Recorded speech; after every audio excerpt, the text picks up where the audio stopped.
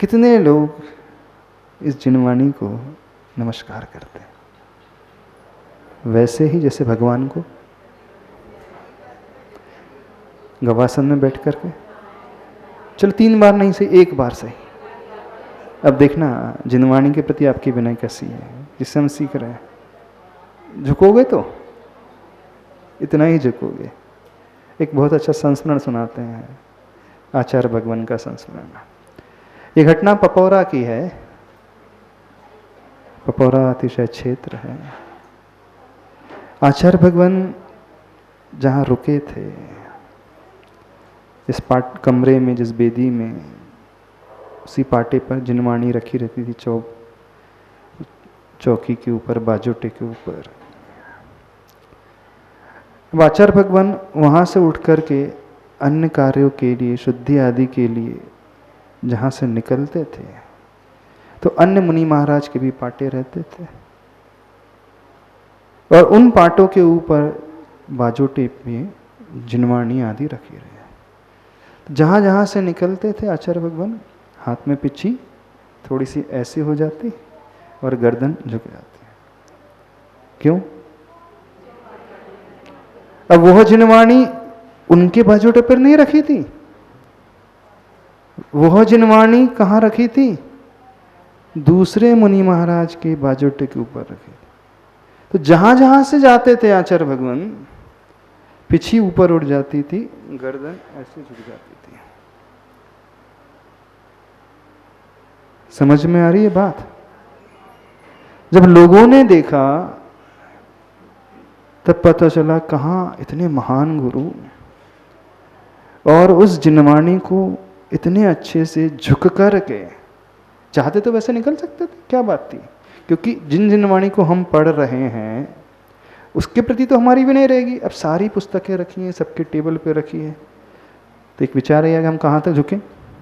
जैसे आपके मन में आता है ना, महाराज इतनी सारी पुस्तकें हैं, इतने सारे शास्त्र हैं, तो हम क्या दिन भर झुकते ही रहेंगे क्या? यही करते रहे? आपकी बुद्धि क्या कहेगी? क्या कहेगी आपकी बुद्धि? हम यही करते रहे? बस बुद्धि में भाव आया, सब खत्म, सब समाप्त। क्यों? आचार्य भगवान को विद्या सिद्ध हो गई, जानते हो? गुरु का प्रवास, गुरु का सानिध्य अल्पकाल के लिए, ज्यादा नहीं मिला, 4 वर्ष। उतने अल्प समय में जिन गुरु ने कुछ ज्यादा दिया भी नहीं, उन्हें दे भी नहीं पाए, वृद्धावस्था थी, लेकिन उन्होंने सब कुछ ले लिया, सब कुछ पा लिया। किस आधार से पा लिया? हाँ, शास्त्र हमें देता नहीं है, शास्त्र से लेना पड़ता है। जिनवाणी हमें सिखाती नहीं है, जिनवाणी से सीखना होता है। गुरु हमें देते नहीं है, गुरु से ग्रहण करना पड़ता है। इस बात को समझे हम। इसमें जिनवाणी तो वही है, शास्त्र वही है, लेकिन हम उसमें से कितना ले सकते हैं, ये हमारे विनय पर आधारित है। तो आचार्य भगवान की विनय की भावना उस जिनवाणी के प्रति, शास्त्र के प्रति, और उसी का परिणाम अल्प पुरुषार्थ होने पर भी सब कुछ उन्होंने पा लिया। प्रज्ञा श्रवण मुनिराज जो होते हैं ना, एक रिद्धि होती है, नमो पन्न समणाणम, अथवा प्रज्ञा श्रवण मुनिराज, ओम रीम प्रज्ञा श्रवण बुद्धि रिद्धि। अब इस भक्तामृत को जब अपन पढ़ेंगे तो प्रत्येक श्लोक के पश्चात एक रिद्धि मंत्र भी आता है। आता हम सोच रहे हैं भक्तामृत नहीं पढ़ाना है आपको, उसके बाद आने वाली रिद्धि का भाव भी आपको बताना है, वो रिद्धि कैसे प्राप्त होती है ये भी बताना है। जैसे वो भक्तामृत दीप अर्चना करते हैं, 48 दीपों को प्रज्वलित करते हैं ना, वो बहुत पावरफुल होती है, ऊर्जा देने वाली होती है। श्लोक तो यही 48 ही है, लेकिन हर श्लोक के बाद एक एक रिद्धि है, और वो रिद्धि बहुत मंत्रित शक्तिशाली होती है। तो वो रिद्धि बहुत कुछ देने वाली होती है। तो एक रिद्धि का वर्णन आएगा, प्रज्ञा श्रवण बुद्धि रिद्धि मुनीश्वरेभ्यो नमो नमः, अथवा उसे प्राकृत में कहते हैं नमो पन्न समणाणम। प्रज्ञा श्रवण रिद्धि कैसे प्रकट हो जाती है? पढ़ने से नहीं आती है, सुनो ध्यान से, उच्चारण से नहीं आती है, वो ज्ञानावर्णी कर्म के क्षयोपशम से आती है। और वो ज्ञानावर्णी कर्म का क्षयोपशम हमारे भीतर प्रकट होता है उस विनय की भावना से, जैसे आचार्य भगवान को प्रकट हो गई। वो रिद्धि पंचम काल में रिद्धि नहीं होती है, लेकिन उसका भाव पूरा का पूरा उनके भीतर उतर करके आ गया। इसीलिए बिना पढ़े ही सब कुछ उन्होंने ग्रास्प कर लिया। वो सूत्र पढ़ते हैं और सूत्र का रहस्य अपने आप खुलते चले जाता है, बिना पुरुषार्थ के, बिना ज़्यादा चिंतन के, अपने आप ही ऐसा लगता है कि सूत्र स्वयं ही बता रहा है कि मेरे भीतर क्या क्या छिपा हुआ है। तो आप चाहते हो ये भक्तामर स्तोत्र की रिद्धि आपके जीवन में कार्यकारी हो जाए? हाँ, आप चाहते हो भक्तामर स्तोत्र आपके जीवन में कार्यकारी हो जाए? तो बुद्धि से नहीं होगा, बुद्धि से तो पढ़ भी लोगो, किसी की तीक्ष्ण बुद्धि होगी वो जल्दी याद भी कर लेगा, उससे नहीं होगा। होगा कैसे? वो विनय का भाव, विनयाचार अंग, और जिसे ये भीतर विनय आ जाती है वह जीवन के अंत समय तक ये काम में आता है। कई बार ऐसा होता है हमें याद बहुत जल्दी हो जाता है, लेकिन जब आवश्यकता होती है उस समय भूल जाते हैं। जैसे कुछ विद्यार्थी होते हैं, एग्ज़ाम के पहले तक तो सब याद होता है, लेकिन पेपर हाथ में आते ही सब गायब हो जाता है। जो प्रश्न आ रहा है, क्वेश्चन आ रहा है, पता था हमने पढ़ा सवेरे, लेकिन उस समय वो क्लिक ही नहीं करता। जितने भी कॉम्पिटिटिव एग्जाम्स होती है ना, उतने सारे MCQs आते हैं, पता है ये कुछ तो भी, पर उस समय एट दैट मोमेंट वो क्लिक ही नहीं करता।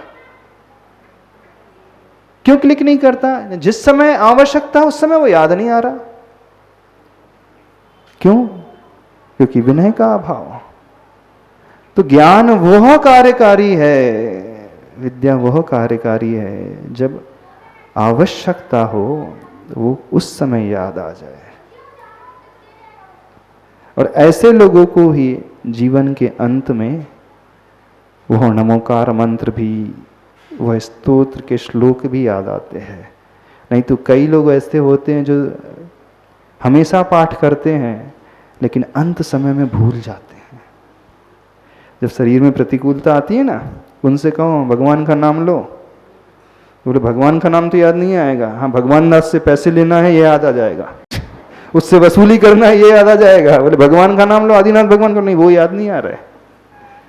बोले स्तोत्र, बोले तुम तो रोज भक्तामर का पाठ करते थे, पढ़ो भक्तामर, उस समय याद ही नहीं आता। भक्तामर तो छोड़ दो, नमोकार मंत्र याद नहीं आता उस समय। कई लोग ऐसे होते हैं जो जीवन भर स्वाध्याय करते हैं, पढ़ते हैं, संलिखना के समय वो गायब हो जाता है। यानी जब सबसे ज्यादा जीवन में सबसे ज्यादा आवश्यकता कब होती है? अंतिम समय में। वो मंत्र याद आ जाए, वो स्तोत्र याद आ जाए, वो श्लोक याद आ जाए। जैसे आप गाड़ी चला रहे हो, जब देख रहे हैं सामने कोई आ रहा है, उसी समय ब्रेक फेल हो जाए, क्या मतलब है? जब ब्रेक की आवश्यकता थी उसी समय वो फेल हो गया। तो उस समय जब मंत्र की आवश्यकता थी उसी समय वो निकल गया, स्किप हो गया, याद ही नहीं आया। वो क्यों होता है? विनय के अभाव में। इस कारण विनय को सबसे बड़ा टूल बताया है फल की सिद्धि के लिए। इवन मुनि महाराज जी के लिए कहा है विनयो मोक्षद द्वारम, विनय को मोक्ष का साक्षात द्वार कहा है, दरवाजा कहा है, एंट्री गेट कहा है। यदि एंट्री लेना है मोक्ष के महल में तो किसे एंट्री मिलेगी? एंट्री पास कौन सा है? ये एंट्री पास है विनय गुण। तो यदि हमें भक्तांबर रूपी महल में एंटर करना है, अपने जीवन में उसे उपयोग में लाना है, तो यह विनयाचार अंग जो है ना, जीवन में लेकर के आओ। आ जाएगा? नहीं आएगा। किसके प्रति? मात्र चिन्हवाणी नहीं, जिस डायरी में लिख रहे हैं वो। अब आप उस पेन को कैसे फेंकते? पेन को तो ऐसे फेंक ही देते होंगे ना, क्यों? महाराज जी पेन तो पेन है, पेन तो पेन ही है। नहीं नहीं, उसको कैसे ट्रीट करते हो पेन को? ये चटकाते रहते होंगे, ऐसे ऐसे घुमाते रहते होंगे, ऐसे रख देते होंगे। क्या ये उपयोगी नहीं थी पेंसिल? लिखने में उपयोगी थी ना, रखने में कोई परेशानी नहीं है, लेकिन आपका भाव इसके प्रति कैसा हुआ?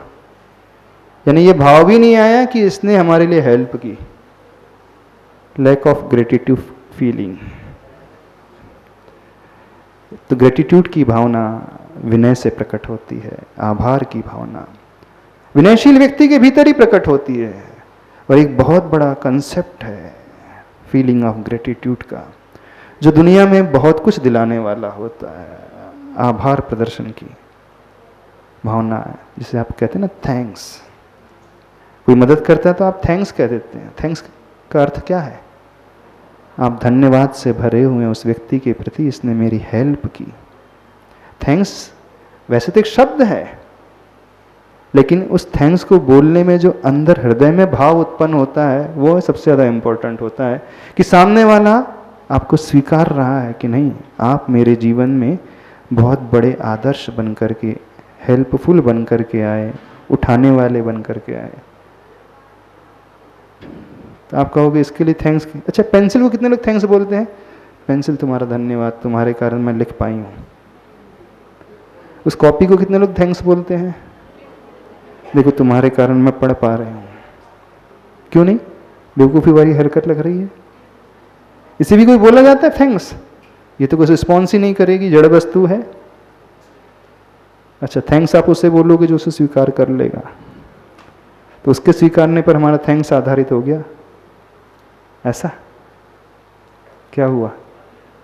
अभी तो ऐसी है ना, कुछ नहीं होगा जिंदगी में। सीखो, पेंसिल को थैंक्स बोलना सीखो। भले ही मुख से न कहो, लेकिन वो भावना तो लाओ कि इसके कारण मैं लिख पा रहा हूँ। ये कॉपी है, इसके कारण मैं याद कर पा रहा हूँ। तभी जो शुरू में सिखाया जाता ना बच्चों को, यदि पेपर भी गिर जाता था तो उसका पैर पड़ता था। ये मिथ्यात्व नहीं है। कागज भी गिर जाए तो उठा करके वो पैर पड़ता था, मिथ्यात्व नहीं है, समझना। ग्रेटिट्यूड की फीलिंग सिखाने के लिए, आभार की फीलिंग सिखाने के लिए, इससे तुम्हें विद्या प्राप्त हुई है, इसे ऐसे ही पैरों के तले मत रौंदना। वो भाव छिपा हुआ है। बच्चे को तो आप सिखाते हो, कभी खुद भी सीख लिया करो, जिसके माध्यम से आप भक्तामर सीख रहे हो। सीख लोगे। कभी इस माइक को भी थैंक्स बोल दिया करो, इसके कारण आप लोग सुन पा रहे हो। इस कैमरामैन को थैंक्स बोल दिया करो, जिसके कारण आप देख पा रहे हो। उस जड़ वस्तु को थैंक्स बोल दिया करो, जिसके कारण,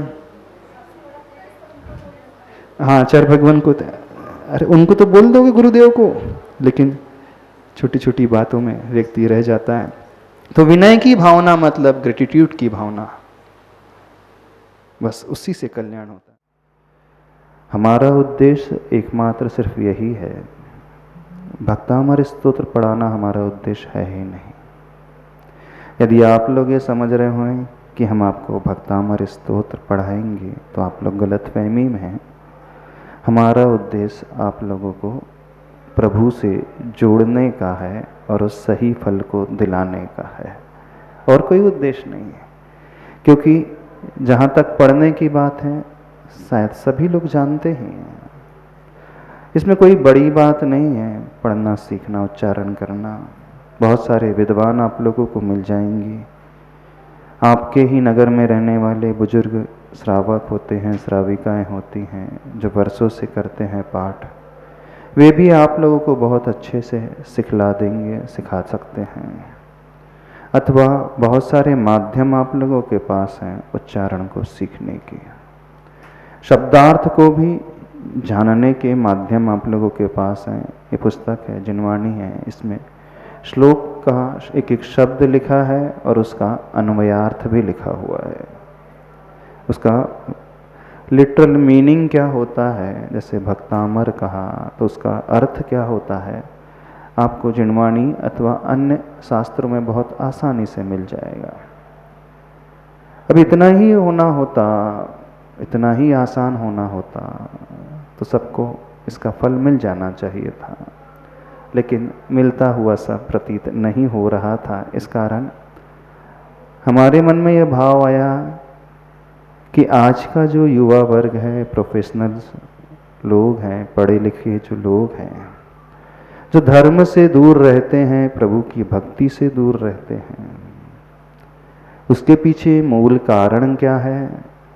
तो वही पुराने तरीके को लेकर के वे स्वाध्याय करते हैं, पढ़ते हैं। और जब पुराने तरीके को लेकर के किया जाएगा तो व्यक्ति के मन में ये सहजता से जिज्ञासा पैदा हो जाती है कि हमें तो कुछ जो मूल में मिलना चाहिए वो भाव भंगिमा पैदा ही नहीं हो रही है। आपकी दकियानुसी विचारधारा जो चली आ रही है बस वैसे ही चली आ रही है, तो व्यक्ति थोड़ा सा दूर सा हटने लगता है, कटने सा लगता है शास्त्र स्वाध्याय से, प्रभु भक्ति से। इस कारण भी वह दूर हटने लगता है जब इतनी भीड़ को देखता है भगवान की भक्ति करते हुए, और उस फल को जब वह नहीं देखता है तो बहुत आसानी से उसके मन में यह भाव पैदा हो जाता है कि सब व्यर्थ जैसा ही है, ये ढकोसला जैसा ही है, दिखावा जैसा ही है, क्योंकि हमने बहुत सारे लोगों को देख लिया है। तो समझना हमारी चर्या, हमारा पुरुषार्थ इस प्रकार का हो जाता है कि हम दूसरों को आकृष्ट नहीं करते हैं धर्म की ओर, भक्ति की ओर, बल्कि हमारे तरीके, हमारे मार्ग को देख करके वो डिस्ट्रैक्ट जैसा हो जाता है। और बहुत सारे पेरेंट्स को शिकायत रहती है अपने बच्चों से कि वह धर्म में आते नहीं, जुड़ते नहीं, प्रभु के पास मंदिर नहीं आते, गुरु के पास नहीं आते। तो सोचना कहीं ऐसा तो नहीं आप उसमें एक बहुत बड़ा निमित्त बन गए हों। क्योंकि आज का वर्ग जो है, पढ़ा लिखा वर्ग, बिना लॉजिक के एक कदम आगे नहीं बढ़ाना चाहता। जब तक वह उस लॉजिक को नहीं समझेगा तो उसके भाव ही नहीं होते हैं, वो भीतर से श्रद्धा ही नहीं होती है। और इसी कारण वह उन धर्म की ओर आकृष्ट हो रहा है अथवा उन गुरुओं से प्रभावित हो जाता है जो लॉजिक देकर के कुछ भी बात सिद्ध कर देते हैं। बहुत सारे ऐसे वक्ता आपको मिल जाएंगे संसार में, बहुत सारे ऐसे गुरु मिल जाएंगे जो बहुत अच्छी स्पीच देते हैं, और जो वो देते हैं उसके पीछे तर्क भी रख देते हैं। तो तर्क के माध्यम से व्यक्ति बहुत आसानी से उस भाव को जोड़ लेता है। तो जो तर्क को समझ करके आगे बढ़ता है, ये तो फैक्ट है, फिर उसकी श्रद्धा बहुत कट्टर हो जाती है, मजबूत हो जाती है। कुछ ऐसे फिलोसोफर भी रहे हैं जिनके उपदेश को सुनकर के बहुत सारे लोगों ने इस जैन धर्म को भी छोड़ दिया। बोले हमारे शास्त्रों में क्या है, हमारे शास्त्रों में तो कुछ भी नहीं है। जो शास्त्रों में है उनसे अच्छा वह समझाते हैं, वह बताते हैं। तो बहुत सारी मैनेजमेंट गुरु की क्लासेस चलती होंगी, बहुत सारे ध्यान की, मेडिटेशन के सेंटर चलते होंगे, बहुत सारे रिलैक्सेशन सेंटर चलते होंगे, बहुत सारे काउंसलर्स आज हैं जो मन की, दिमाग की काउंसलिंग करते हैं। हमारे विचारों को जो आकुलता व्याकुलता भीतर पैदा होते रहती है उसे शांत कर देते हैं अपनी काउंसलिंग के माध्यम से। नॉट नेसेसरी कि वो डॉक्टर्स ही हों, लेकिन वो बहुत अच्छे तर्कशील व्यक्ति होते हैं। यानी हर कार्य करने के पहले वो उसे तर्क से तौलते हैं, और यदि वह तर्कना की कसौटी में खरा उतरता है तो फिर उसे वह स्वीकार लेते हैं। तो पढ़ा लिखा वर्ग आज यही पसंद करता है, और इसी के माध्यम से वह आगे बढ़ने की कोशिश करता है, और फिर जहाँ वह प्रभावित हो जाता है उससे वह जुड़ता चला जाता है। कल जो विषय हुआ था विनयाचार का, विनय का भाव भीतर से आना चाहिए। अब वह विनय मात्र भक्तामर स्तोत्र के प्रति ही नहीं, वह विनय हमारे जीवन के हर क्षेत्र में कार्यकारी होती है। कल हमने एक बात रखी थी, तो शायद उसी बात को एक व्यक्ति ने कह रहा था कि महाराज जी, मेरा एक बेटा बहुत अच्छे जो विनय भाव रखता था, अपने स्कूल के बैग्स को नहीं फेंकता था, आज वो बहुत अच्छी पोस्ट पर है, और दूसरा बेटा वो यदवा तदवा आचरण करता है, पढ़ा लिखा तो वो भी है, लेकिन उस लेवल तक वो नहीं पहुंच पाया जिस लेवल तक मेरा पहला बेटा पहुंच गया। तो आप देखना, आपके बच्चे जो बहुत आगे बढ़ते हैं, कहीं ना कहीं वो इस भाव को अपने भीतर अवश्य पैदा। कौन हमसे कह रहा था कल? हाँ अखिलेश जी, डॉक्टर जी, हाँ थोड़ा बताना कौन सी बात कह रहे थे कल आप हमसे? हमने इस वही बात रखी थी, कुछ बच्चे ऐसे होते जो अपने बस्ते को फेंक देते हैं पढ़ाई के बाद, और कुछ बच्चे रहते हैं हर बुक्स की बहुत अच्छे से केयर करते हैं, अपनी हर नोटबुक को बहुत अच्छे से संभाल करके रखते हैं, और फिर नीडी पर्सन को नेक्स्ट ईयर जब वो हायर क्लास में पहुंच जाते हैं तो अपनी पुरानी क्लास की बुक्स आदि है, नोट्स आदि है, उस स्टूडेंट को सर्कुलेट कर देते हैं, और उससे उनका जीवन भी बिल्कुल बदलता हुआ सा दिखता है। हाँ, तो आप सभी लोगों से कहना है उस विनय भाव को, चाहे कोई भी एक्टिविटी कर रहे हो, देखना यदि विनय भाव हमारे भीतर आ गया तो हर एक्टिविटी हमें बहुत ऊंचाइयों तक लेकर के जाएगी। आचार्य भगवान का जो स्वभाव है, आचार्य भगवान बहुत विनय रखते हैं, न केवल शास्त्र के प्रति, अपने गुरु के प्रति। जो जितना योग्य होता व्यक्ति है उसके प्रति उसकी योग्यता के अकॉर्डिंग उतना ही उसे रिस्पॉन्स भी देते हैं। और यही एक सबसे बड़ा फैक्टर है आचार्य भगवान के जीवन का, कि आचार्य भगवान एक वर्सटाइल पर्सनैलिटी बन गई है, एक यूनिवर्सल पर्सनैलिटी, अथवा जिसे कहते हैं एक ऑलराउंडर पर्सनैलिटी जो होती है व्यक्ति की, वो किसी भी क्षेत्र में हाथ डालते हैं हमेशा टॉप कर जाते हैं, ऊंचाइयों को छू लेते हैं। उसके पीछे भले ही उन्हें बहुत ज़्यादा वो इन डेप्थ नॉलेज उस क्षेत्र का ना भी हो, लेकिन आचार्य भगवान उस सूत्र को पकड़ करके चल रहे हैं कि यदि हमें आगे बढ़ना है तो वहाँ पहुँचना होगा, उस भाव को अपने भीतर लाना होगा। तो हम इतना आपसे इतना सिर्फ भक्तामर स्तोत्र के लिए नहीं कह रहे हैं, हम ये कह रहे हैं एक हैबिट बनाना सीखो, अपने नेचर में इस प्रकार की प्रवृत्ति लाना सीखो। जो क्वालिटी वाला पर्सन हमें मिलता है, अथवा पर्सन ना भी मिले, जो गुण हमें जहाँ भी मिल जाए, या तो व्यक्ति अथवा व्यक्तित्व, अथवा वो संसाधन जिसके माध्यम से हम गुणों को प्राप्त कर सकते हैं, उसके प्रति वह विनय का भाव भीतर से लाना सीखो, और उसका फायदा आप अपने जीवन में देखना, उसका विकास आपको बहुत देखने के लिए मिलेगा। हर क्षेत्र में आप बहुत आगे बढ़ जाओगे। स्वाध्याय के क्षेत्र में हैं, चाहे माला के क्षेत्र में हैं, व्रत उपवास के क्षेत्र में, आप सामयिक आदि की बात यदि ले लें, और कोई भी दान आदि की भी बात ले लें, तो जो व्यक्ति उस गुणों से सहित है उस व्यक्ति की भी विनय करे और उस पर्टिकुलर क्वालिटी की भी विनय करें, दोनों की विनय करना है हमें। हाँ, ज्ञान दर्शन चारित्रोपचारा, तत्वासूत्र में एक सूत्र आता ना विनय संबंधी, किसकी विनय करने कहा? ज्ञान की विनय, दर्शन की विनय, चारित्र की विनय, और एक चौथे नंबर की विनय कही आचार्य उमा स्वामी महाराज ने उपचार विनय। यानी उपचार विनय जो भी हमें उस गुणों से सहित मिलते हैं तो उनकी हम विनय करना, जैसे गुरु की विनय करते हैं तो उनके आने पर खड़े हो जाते हैं, उनके पीछे पीछे चलते हैं, हाथ जोड़ करके उनके नमस्कार करते हैं, उनसे आगे नहीं चलते हैं। ये एक अच्छे मैनर्स भी माने जाते हैं। तो जब भक्तामर हमें कुछ भक्तामर से पाना है, इस स्तोत्र से पाना है, तो उन आचार्य मानंतुंग स्वामी महाराज श्री को याद करना, और वह विनय का भाव उन आचार्य परमेष्टि के प्रति लाना, क्योंकि ये उन्हीं का दिया हुआ उपकार हमारे ऊपर है। यदि वह इस स्तोत्र की रचना नहीं करते तो हम तो ऐसे ही अधूरे से रह जाते। तो जिन्होंने इसकी रचना की है सर्वप्रथम, उनके प्रति वह रिस्पेक्ट का भाव। तो जितने लोग भक्तामर स्तोत्र का पाठ करते हैं, पाठ शुरू करने के पहले कुछ क्षण के लिए आचार्य परमेष्टि मानंतुंग स्वामी जी को याद करते हो? कितने लोग याद करते हैं उनको? क्योंकि मैं भक्तामर स्तोत्र पढ़ने जा रहा हूँ, अब मैं उन आचार्य भगवान को याद कर रहा हूँ जिन्होंने इसकी रचना की। कितने लोग याद करते हैं? अधिकांश लोग शुरू हो जाते हैं पढ़ना, जय बोल देते हैं। जय बोलना अलग है और याद करना, उस और दृष्टि जाना अलग है। देखना, जय तो रटी रटाई पद्धति में आ गए, लेकिन क्या सही में वे आचार्य भगवान हमारी आंखों के आगे आते हैं?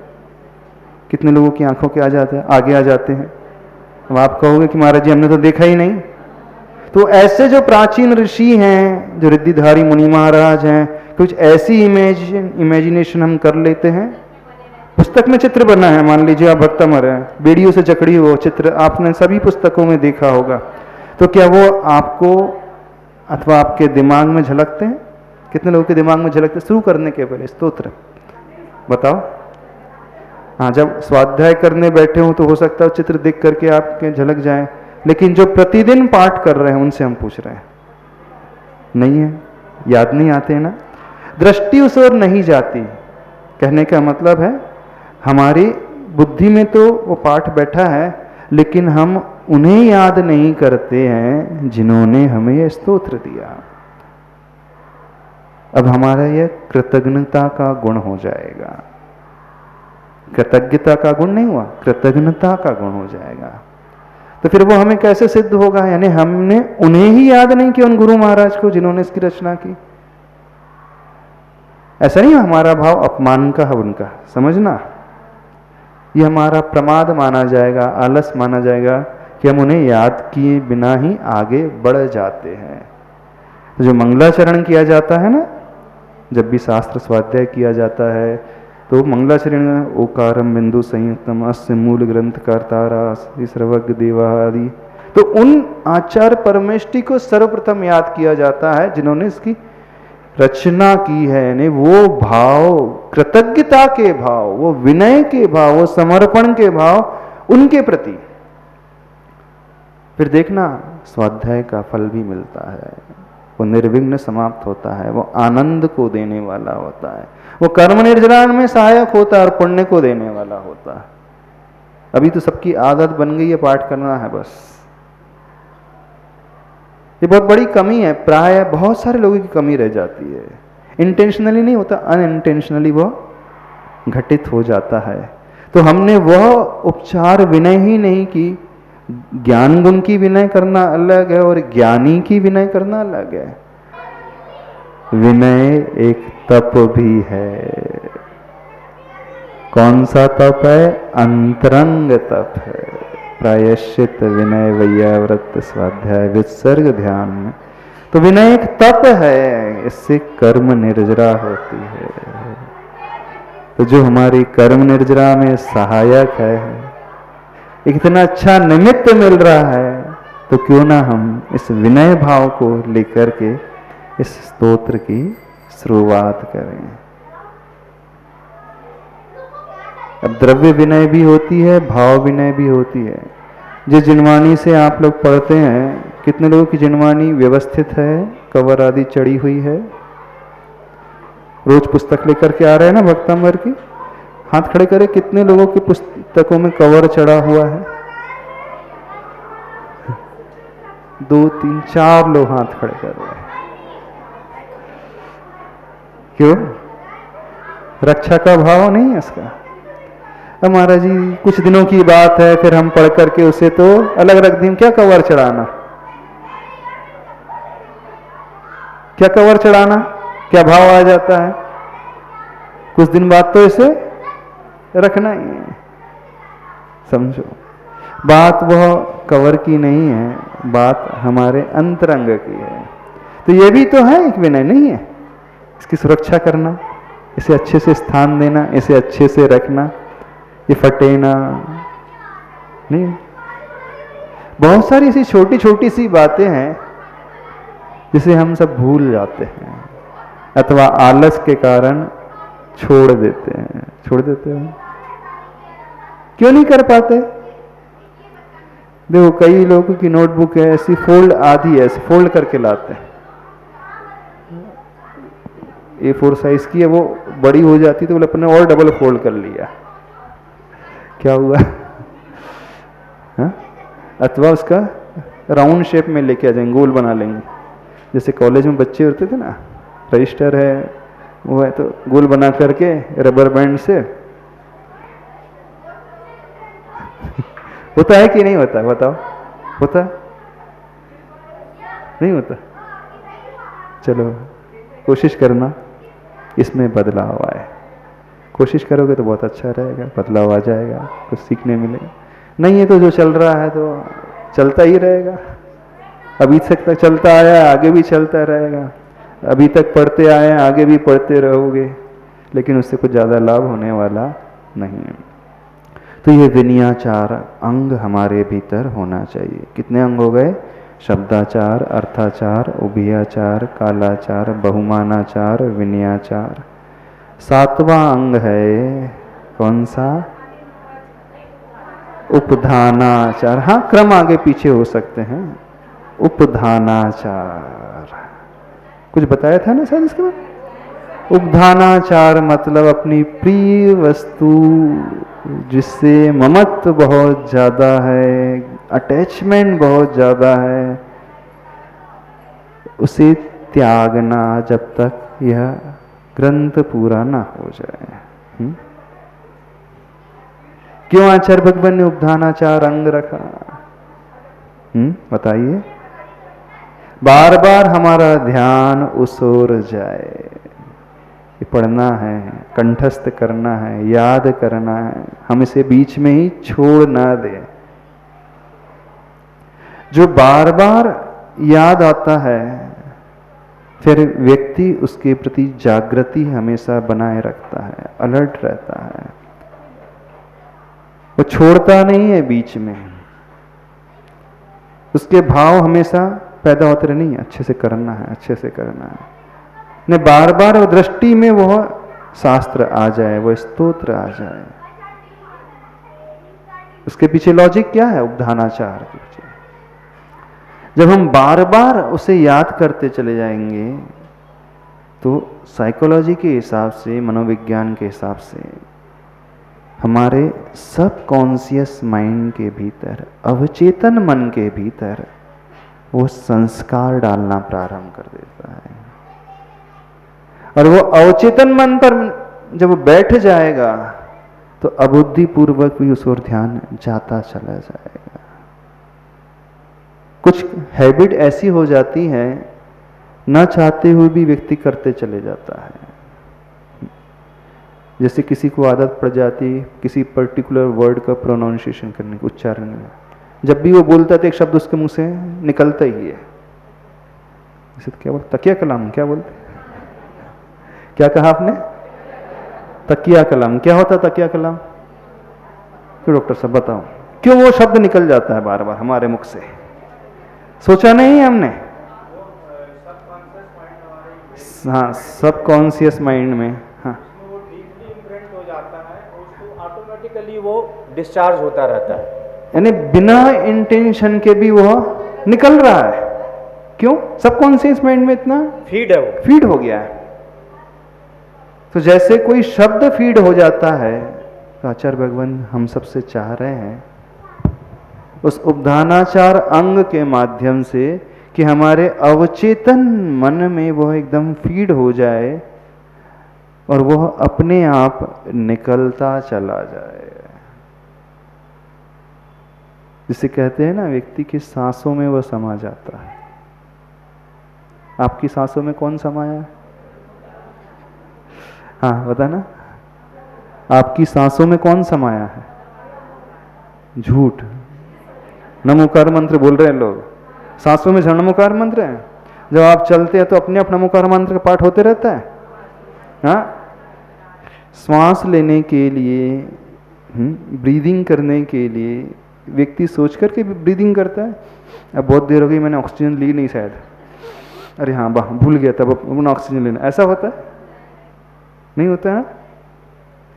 बिना उसके अपने आप होते रहता है, बिना सोचे समझे वो हमारी फितरत में शामिल हो जाता है। कुछ एक्टिविटीज हैं बॉडी की, जैसे पलक झपकना, आंखों की पलकें हम झपकाते हैं कि झपकती हैं? झपकती हैं। हमारे हार्ट बीटिंग, हम हार्ट को ऑर्डर करते हैं कि बीटिंग, ब्रीदिंग।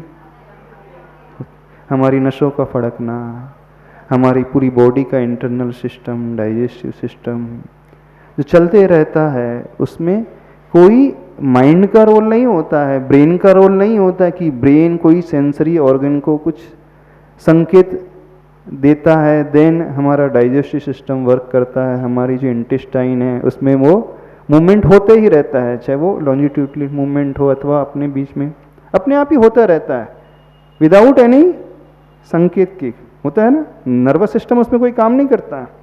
तो वो हमारी बॉडी के बहुत सारे ऐसे अंग हैं, उपांग हैं, इंटरनल पार्ट्स हैं, वह अपने आप चलते ही रहते हैं, उसके लिए कोई संकेत की आवश्यकता नहीं होती है।